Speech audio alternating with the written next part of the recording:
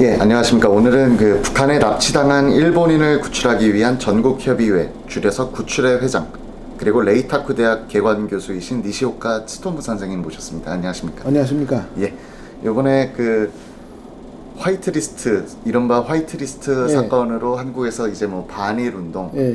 뭐 가지 않겠습니다, 뭐 사지 않겠습니다, 예. 이런 운동이 일어나고 있습니다. 예. 이거에 대한 일본에서의 반응을 좀 우선 여쭙고 싶은데요. 예. 그러니까 일본에서 그 운동들이 좀 크게 보도가 돼서 서울 가면은 그 폭행 당할까 봐 가지 말아야 된다든지 한국 사람 전체가 일본 사람을 싫어하는 것 같다 이런 오해가 확산돼 가고 있습니다. 그래서 제가 요새 며칠 동안 서울에서 머물고 있는데 계속 이자카야를 다녔습니다. 근데 손님들이 많았었습니다. 네. 일본 맥주도 먹었는데 거기 있었고, 그러니까 역시 보도는 새로운 걸 해야 되니까 반일 운동이 있다이라는 장면만 보도하잖아요. 전체로는 뭐 일본 대사가 가하문 그리고 국회 사단 내 그리고 언론 TV 안 요새의 반일의 새로운 것이 청와대가 그 핵심 부서다이라는 부분이 과거의 반일하고 좀 차이가 있는 것 같던데 그게 큰 사건이 아니다 이라는 것이 제가 40년 동안 한반도 문제 언급한 결과입니다. 얼마 전에 반일 집회를 제가 갔었는데 그때 일본 기자들이 되게 많았습니다. 아, 그렇죠. 근데 이제 일본 기자들 얘기하는 거를 듣는데 노 자판 자나쿠 때 노 아베 소래가 포인트다. 그러니까 노 자펜이 아니라 노 아베인 것이 포인트다. 이게 뭐 일본인들에게 큰 겁니다. 아니 근데 우리 일본이 자유민주 국가이고 자유민주적인 선거에서 선출된 우리 수상을 노라고 하는 거는 아니 불쾌하죠. 일본 임국자 입장에서는. 네. 근데 일본에서도 야단들이 있어요. 네. 반 아베파는 그 기분 좋을 수도 있지만은 그러나 해외에서 자기 나라 수상을 욕하는 걸 보고 이게 포인트라고 하는 기자 친구도 저는 그 애국자가 아니다. 역시 아니 일본 근내에서는 아베 비판하더라도 해외 가서는 우리 수상을 옹호해야죠. 그게 애국자지 않습니까? 그래서 조사장님 같은 분이 그 문 대통령이 동남아시아에 갔는데 성공을 빈다. 근내에서는 많이 비판을 하지만 성공 빈다 이라는 말씀을 하시지 않습니까? 그러니까 애국자는 해외에 가서는 자기 나라 정부를 일단 옹호해야 된다이라고 생각합니다. 최근 반일 집회에서는 뭐 미국을 규탄한다. 네. 여기에 뭐 중재 역할을 안 한 미국을 규탄한다. 뭐 이런 구호가 등장했는데 네. 이거를 보는 시각은 좀 어떠십니까? 그러니까 그게 제가 이거 좀 보십시오. 이게 일본 산케신문에서 내는 월간 잡지 전론입니다. 전론 특집이 병근이 문재인이다. 근데 일본에서 문재인 대통령 병근 문재인. 그러니까 변의 뿌리. 한국이 지금 병을 안고 있다. 그 뿌리는 문재인 정부다. 이라는 뜻인데 그 안에서 제가 이건 제 논문 제목 아닙니다. 제 논문 제목은 반일의 본질을 폭로한다. 네, 폭로한다. 거기서 썼습니다만은 지금 한국에서 일어나고 있는 새로운 것은 반일 운동이 아니라 안치 반일 운동이다. 그러니까 그게 한국 그 역사상 처음으로 공개적으로 반일을 비판하는 목소리가 나오기 시작했다. 그 이유는 지금의 반일 운동은 반미로 연결되어 있다. 그 방한으로 연결되어 있다. 한국 자체에 반대하는 사람들이다. 그걸 알아내서 한국 애국 세력이 반일 뒤에 반미가 있다. 반미 뒤에 한국이 있다. 그리고 진복이 있다. 이라는 본질, 제가 그게 본질이라고 썼습니다만은 그걸 알아내서 안티 반일 운동을 하고 있는 것이다. 지금의 한국의 반일 운동의 본질은 반미방한 진복이다. 그것이 같은 사람이 일본 대사가 끝나고 나서 미 대사 앞에 가잖아요. 같은 사람입니다. 그리고 지금 같은 사람이 조국 씨를 옹호하고 있고. 그 흥미로운 제목인데 그거에 대해서 네. 조금 소개를 조금 더 해주실 수 있나요? 그 병근은 문재인이다. 그러니까 반일의 본질을 본론한다라는 논문에서 제가 이렇게 썼습니다. 8월 15일 날 한국 서울에서 역사를 바꾸는 큰 일이 있었다. 그런데 일본 언론도 한국 지역 언론도 그걸 보도하지 않았다. 일본 한국 언론이 보도한 것이 반일 집회다. 다만 반일 집회보다 2배 정도 많은 사람들이 반문 집회를 열었다. 그런데 반문 집회의 사람들은 일본은 진구다. 일본은 적이 아니다. 반일은 반역이다. 이라고 외쳤다. 공개적으로 반일은 반역이다. 일본은 진구다.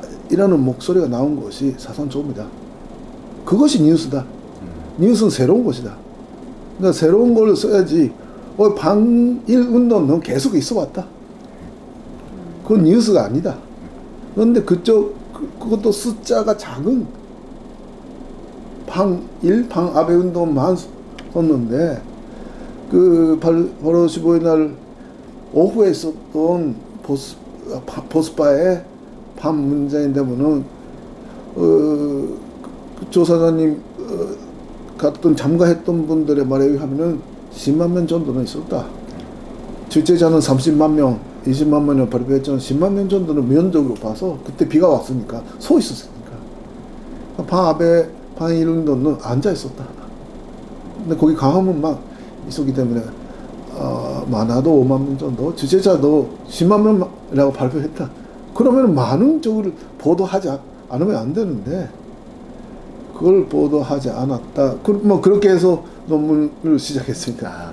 얼마 전에 그 통일일보 사장 되시는 간장훈 사장님 오셨는데 그때 일본 국기를 그날 집회를 위해서 가져오셨다고 하더라고요. 근데 저도 그날 집회를 나갔었는데 일본 기가 많이 보였습니다. 보였죠. 저도 그 유튜브를 봐서 감동을 받았습니다. 그게 한국의 보수 운동 집회에서 일본 국기가 이렇게 많이 있다. 근데 이제 일부 언론에서는 그 보수 집회가 아니죠. 그 반문재인 집회를 보도하면서 일본기가 찍힌 사진을 부각시키면서 저거 봐라. 저 사람들은 토착 외구다. 토착 외국이고 그냥 뭐 부역 세력이다. 뭐 이런 식으로 그런 인식을 줬는데 토착 외국 뭐 이런 표현에 대해서는 좀 어떻게?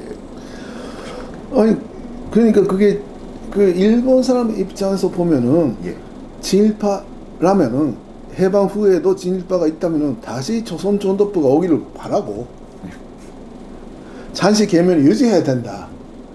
신사 참배를 해야 된다. 우리는 독립하면 안 된다. 게리라 전라도 해가지고 무전투쟁 다시 일본으로 합병돼야 된다. 이라는 사람이 진일파지. 일본 시대 때 배웠던 전문 기술을 대한민국을 위해서 썼던 사람들은 진일파가 아닙니다. 그러니까 그 박정희 대통령도 여기서 제가 썼습니다. 그게 그 한국의 반일은 역사적인 변화가 있었다. 지금 한국에서 일어나고 있는 안티 반일을 이해하기 위해서는 한국의 반일의 역사를 알아야 된다. 그렇게 썼습니다. 그 65년부터 82년까지의 한국의 반일은 반공 반일이었다. 박정희 대통령도 64년도였던 것 같은데 그 미국에 가서 나셔널 프레스센터에서 기자회견을 하셨어요. 거기서 나도 반일파다. 진일이 아니다. 역사를 보면 한국 사람에는 100% 반일일 수밖에 없다. 다만 제 전설을 보면은 일본하고 손을 잡아서 공산주의 세력하고 싸워야 된다. 그런 어려운 결단을 했다. 그런 의미의 연설을 하셨습니다. 그러니까 근데 65년부터 82년까지 박정희 시대 때의 방일은 방공 방일이었습니다. 그 대표적인 예가 문세관 사건이에요. 문세광 사건. 예. 그러니까 일본에서 태어난 민당계 문세가이라는 전년이 제교포인데 그 조선년 사람의 세뇌를 받아서 그리고 망년봉호라는 곤작선이 오사카항까지 가서 통일조선부의 간부가 그 선실에서 문세가를 만나서 박정희 나쁜 놈이다. 죽여야 된다. 당신이 영웅이 되라. 뭐 그렇게 설득을 해가지고 오사카 경찰에서 훔친 권총을 가지고 일본 여권을 위자해서 가서 테러 사건을 일으켰지 않습니까? 그때 한국 정부가 수사를 해서 그 조선력의 사람의 이름까지 일본에 통보해서 조선력을 좀 단속해달라 이라고 했는데 일본 정부는 노했습니다. 그리고 일본 언론들이 자작 자용을 잊을 수도 있다. 뭐 그런 터무니없는 보도를 했고 일본 그때 외상이 국회에서 한국에 대한 북한의 위협이 없다. 뭐 그런 식으로 답변했어요. 근데 지금 대통령이 다 했는데 대통령 부인이 죽었는데 위협이 없다. 근데 일본이 대로 기지가 돼 있었던 거 아닙니까? 그때 사상 최대의 방일 데모가 일어났습니다. 그때 방일은 제가 일리가 있다고 봅니다. 일본 사람이지만 일본이 대로 지원 기지가 돼 있다. 자유주의에 속하는 일본이 왜 방공을 하지 않았는가? 그러니까 방공 방일이었습니다. 그런데 그리고 역사 문제는 언급하지 않았었어요. 근데 국가는 역사 문제는 조약을 맺으면 끝나는 겁니다. 그러면은 학회에서 학자끼리 논쟁하는 겁니다. 외교로서는 조약을 맺으면은 전쟁권, 식민지 지배권 다 처리가 끝났다고 하는 것이 근대 국가입니다. 그래서 박정희 정부는 그 역사 문제를 외교 문제화 하지 않았었습니다. 근데 방공은 안보 문제니까 일본에서 많이 비판도 했고 그때 박정희 대통령이 대일 단결을 검토했다 이라는 말까지 있습니다. 그런데 82년이 되니까 전두환 정부가 되고 나서 전두환 정부는 처음에는 그 방공적인 입장에서 한국은 근대화를 해야 된다. 그 근대화 자금의 3분의 1 정도는 일본의 안보에도 도움이 되니까 일본이 경제 지원을 해달라. 그렇게 했습니다. 방공적인 경제 지원 요청. 그에 대해서 일본 정부가 노했어요. 군사 지원은 우리가 헌법상 할 수가 없다. 그랬는데 일본 언론이 오보를 했습니다. 일본 교과서는 검정 제도입니다. 국정이 아니라 검정. 그러니까 각 회사에서 만들었는데 어떤 회사에서의 세계사 교과서에서 원고에서는 중국에 대한 침략이라고 썼는데 검정 가전에서 일본 정부가 수정하라고 해서 진실로 됐다. 그게 오보였습니다. 원고부터 진실이었는데 근데 어쨌든 그런 오보가 나간 걸로 해서 중국 공산당이 역사 문제를 외교 문제화 했습니다. 일본의 좌파 언론이 읽힌 문제를 중국 공산당이 이용한 거죠. 방인로. 근데 거기에 전두환 정부가 돈승했습니다. 같이 다 써요. 그래서 일본의 좌파 중국 공산당 전두환 정부가 합작을 해서 방일을 했습니다. 그 전두환 정부 이후에 방일은 제가 권리적인 방일이라고 부르습니다. 권리적 이익을 추구하는 권리적인 방일. 전두환 정부는 일본에서부터 지원을 받고자 했는데 그것이 안 되니까 방일을 이용해서 지원을 받고자 했습니다. 지금의 반일과는 뭐가 다를까요? 근데 그렇게 됐는데 지금의 방일은 그 3단계 진복 방일입니다. 영건 방일입니다.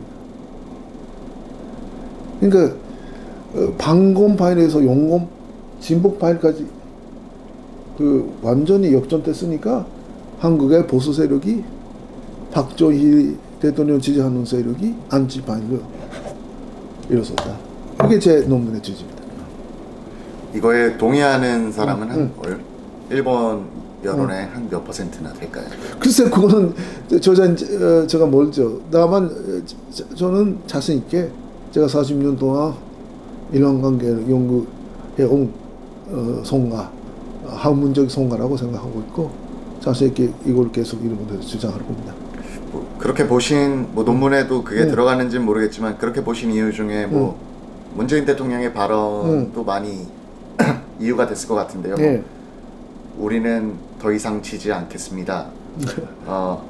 남북한이 협력하면은 일본을 단숨에 잡을 수 있습니다. 뭐 이런 발언들에서 그런 성향을 느끼신 건가요? 아니면 그러니까 그 문재인 대통령의 발언 중에서 오히려 제가 주목을 했던 부분은 바로 이런 연설에서 대한민국에 가야 되는 길 중에 하나로 그 교량 국가라고 하셨어요. 다리가 되겠다. 그러니까 해양 국가하고 대륙 국가 사이에 다리가 되겠다. 교량 국가가 되겠다 했습니다. 하셨습니다. 예. 그러면은 해양 국가가 어딘가 일본, 미국입니다. 한국은 일본, 미국이랑 같이 남반 삼각 동맹 관계였지 않습니까? 한국의 현대사는 해양 국가를 선택해서 이런 것까지 왔습니다. 대륙 국가가 어디입니까? 북한, 중국, 노세하지 않습니까? 그 중간에서겠다. 한미 동맹이 있는데 무슨 중간에 설 수가 있습니까? 아직까지 조선 전쟁은 안 끝났지 않습니까? 한국 전쟁은. 그럼 중간 지대가 없습니다. 그 옛날에 노무현 대통령이 대선 유세에서 미국과 북한 사이에 바란사가 되겠다. 이라는 연설을 해서 좀 그 문제가 됐던 적이 있는데 그랑 일맥통하는 발언이어서 그래서 한국의 방일도 진보기고 한국 전체가 진보 영건적으로 가고 있는 거 아닌가 이라고 느꼈죠.